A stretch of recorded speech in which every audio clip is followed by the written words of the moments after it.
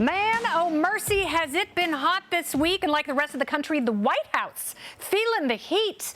The president is facing an uphill battle as his familial fibs are starting to crumble like a dry coffee cake.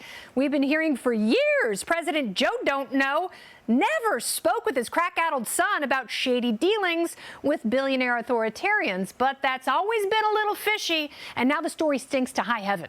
Hunter's one-time bestie, Devin Archer, will testify before Congress next week that the H-bomb used to dial for daddy and put Crooked Joe on speakerphone for deplorable future business partners. Joe appears to have pulled party strings from China to Ukraine, even though he famously issued blanket denials like this.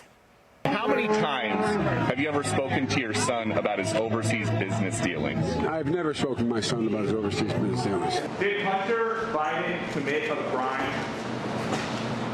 Have you spoken to your son, Mr. President-elect? Proud of my son. Are you confident your son Hunter did nothing wrong? I'm confident. Do you still think that the stories from the fall about your son Hunter were Russian disinformation at his smear campaign, like you said? Yes. God love you, man. You're a one-horse pony.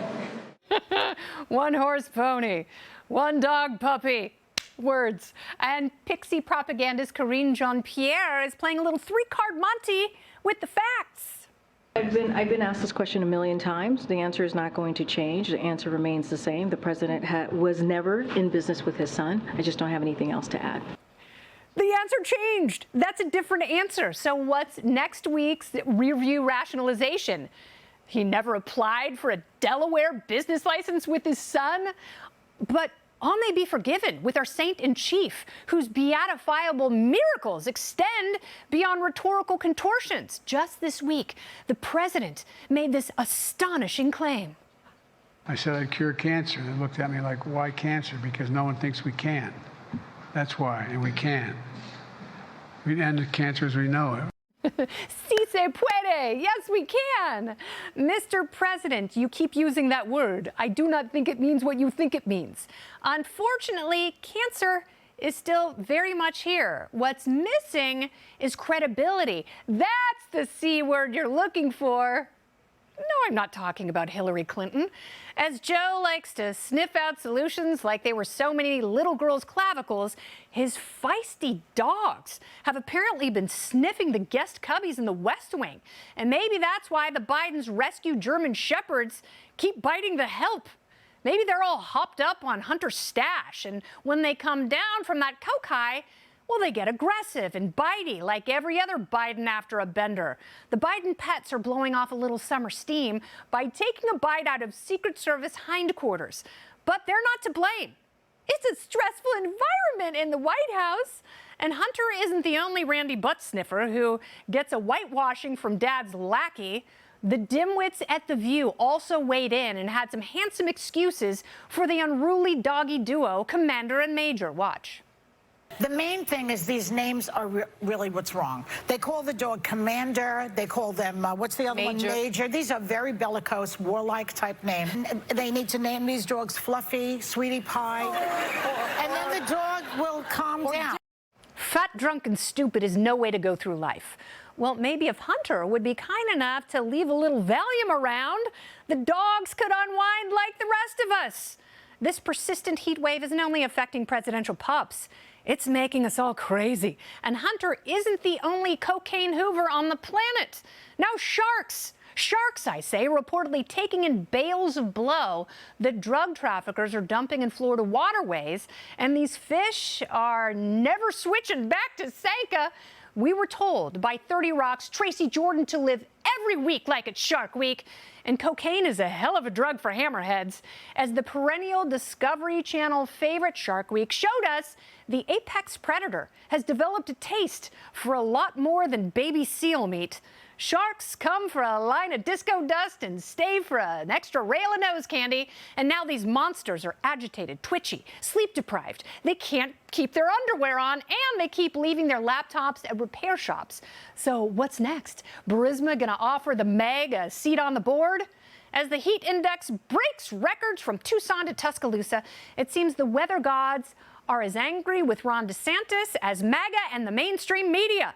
because the cocaine sharks may be the least of DeSantis's worries. A combination of low winds and high pressure is causing oceanic stagflation, and Florida's Manatee Bay is registering over 100 degrees in the water on some flowing buoys. Your hot tub might feel like it's toasty when it's 105, and now you'll be swimming in a Florida clam bake as the cocaine sharks boil to death in this unfortunate and imperfect storm. Unbearable. Hot. Hot. A lot of teas. Yeah, sharks are not the only miserable marine life suffering the swelter. Worried sun worshippers are now engaging in the ugliest fashion faux pas since the burlap G-string. Behold the face kini. It's the kind of torture device that only belongs on Adam Schiff's mug.